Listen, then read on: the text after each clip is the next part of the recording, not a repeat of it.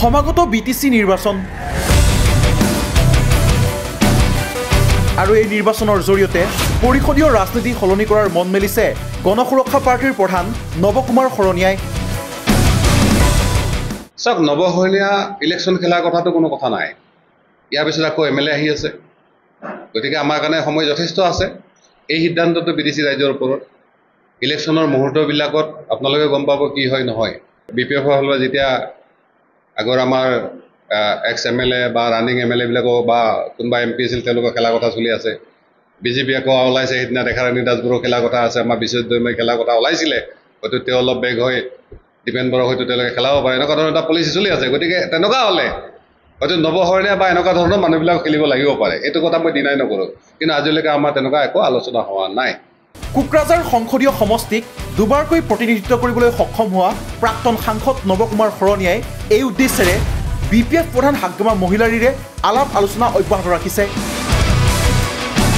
নৱশৰণীয়াৰ ঘোষণা, BPFৰে হ'ব GSPৰ নিৰ্বাচনী বুজাবুজি, কিয়নো GSPয়ে এইবাৰ অকলে নিৰ্বাচনত অৱতীৰ্ণ নহয়।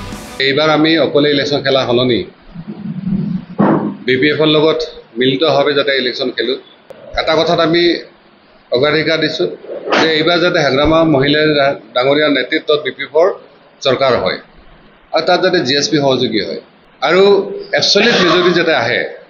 নৱশৰণীয়াৰ দাবী, BTCত এইবাৰ চৰকাৰ হ'ব হাগ্ৰামা মহিলাৰীৰ আৰু ইয়াত সহযোগী হিচাপে থাকিব GSP।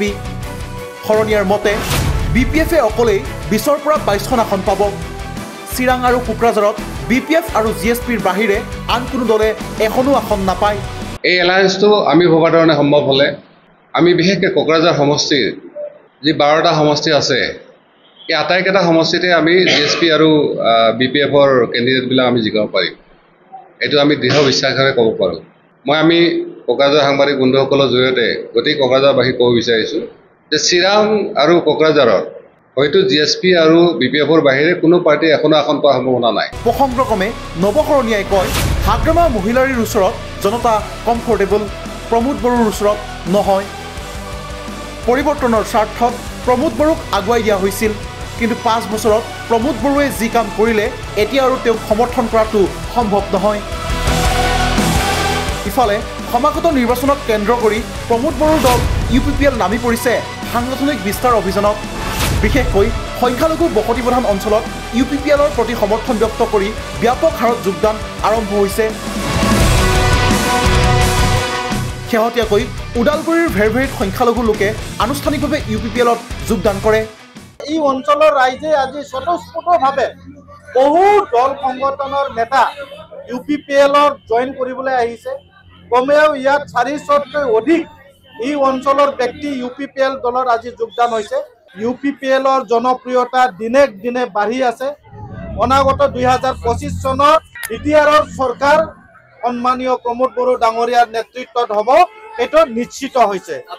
এই যোগদান কাৰ্যসূচীত BTCৰ EM নীলোৎপল স্বৰ্গীয়াৰী, পাৰিষদ সঞ্জয় স্বৰ্গীয়াৰীকে ধৰি শীৰ্ষ নেতৃবৰ্গ উপস্থিত থাকে। কলাইগাঁৱৰ পৰা অবৈদুল্লাহ আৰু কোকৰাঝাৰৰ পৰা ব্যুৰো ৰিপৰ্ট, নেশ্যন এনি।